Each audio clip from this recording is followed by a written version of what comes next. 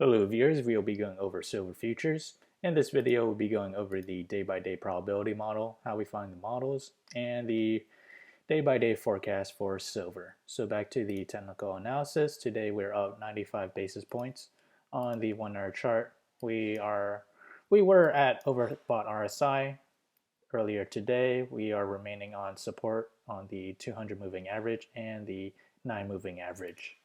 If we expand out to the 4 hour chart, we start to see a convergence in the 1 or 4 hour MACD, and we may turn positive very soon. If we expand out to the daily chart, we still are approaching to negative MACD.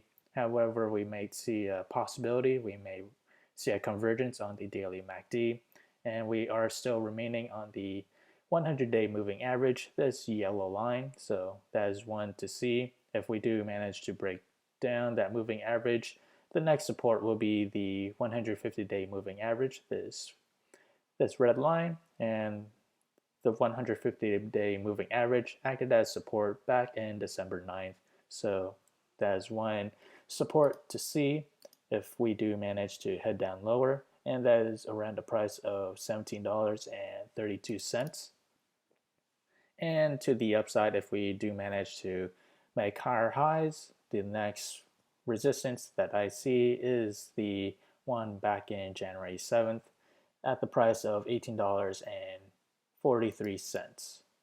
So if we were to move up higher, that price movement is roughly around 4% to the upside, and to the downside it is around 2.3% to the downside. So back to the day-by-day probability model. As the day progresses, we see a tight concentration between these standard deviation. We have a 25% chance that silver will fall between 0 to 3% down, and to the upside we have another 25% chance between 0 to 3% up for silver. And on the extreme case, silver has a 50% chance of climbing 3 to 6% chance higher in the next coming days.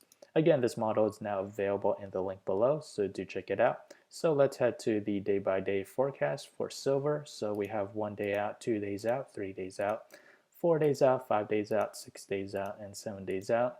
So which one of these models we should focus on? Ideally, the model that is the best match to the current trend. Right here we have the current trend, and below is the trend that I believe is the best match. This trend dates back to December 11th, 2018 to February 19, 2019. So let me point out why these two charts are similar. So what we have here in the current trend, we start off below the middle Bollinger Band at this instance, and then we proceeded to touch the upper Bollinger Band next. Afterwards, we start to see it take a slight dip and revert back to the mean, a tight concentration at the middle Bollinger Band near the end. So we have those points there. And in the trend in question, we start to see a similar pattern as well. We start off below the middle Bollinger Band at this instance. Next, we see it proceed to touch the upper Bollinger Band right near the end. And finally, we see it revert back to the mean to touch the middle Bollinger Band. So we have those points there.